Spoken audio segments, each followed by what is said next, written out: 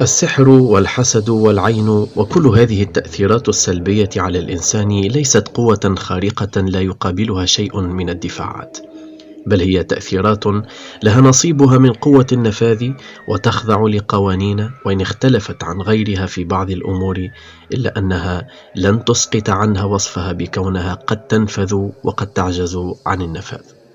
في الإسلام تحصينات مخصوصة تحمي المؤمنين من الشرور الخفية، وقد تبدو للأفراد أنها أسباب مجردة، أي بمجرد ذكرها أو فعلها تكون كافية لصد كل شر، لكن يجهل الكثير أن هذه التعويذات والصلوات تكون فعالة بإذن الله وبفاعلية القائل وما قال.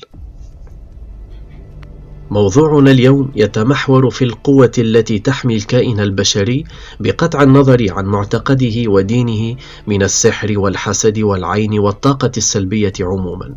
الإنسان يستمد الطاقة للاستمرار في العيش والبقاء من شيئين أساسيين: الطاقة الأصلية والطاقة المكتسبة.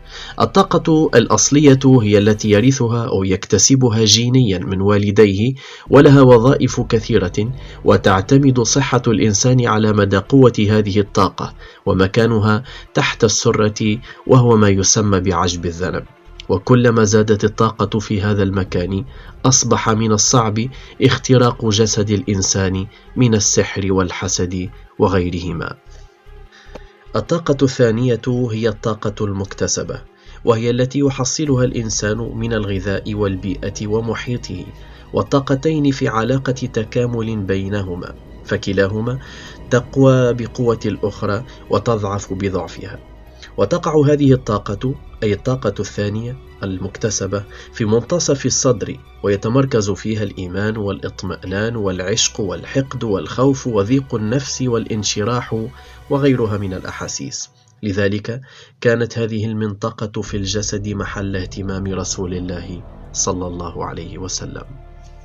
كذلك علينا أن ندرك أن هنالك طاقة كونية متغلغلة في كل الأجسام المتحركة والجامدة، وهذا المجال هو الناقل للذبذبات الغير مرئية كالسحر والحسد وغيرهما.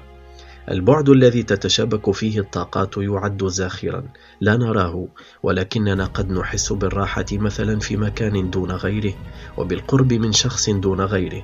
وردة فعل الجسم هذه ليست عشوائية، بل هي نتيجة لعلاقة لها قوانينها الخاصة. الإنسان له هالة أثبتها العلم الحديث، وهي جسم غير محسوس يحوم حولنا. عبر عليه البعض على أنه محور كهربائي متصل بالجسم. ثم إن جسم الإنسان يطلق طاقة قدرها 84 واطا عند الاسترخاء، وتتضاعف ل10 أضعاف عند النشاط العقلي، وهذا النشاط يتبلور في بعده الطاقي على هيئة موجات كهرومغناطيسية.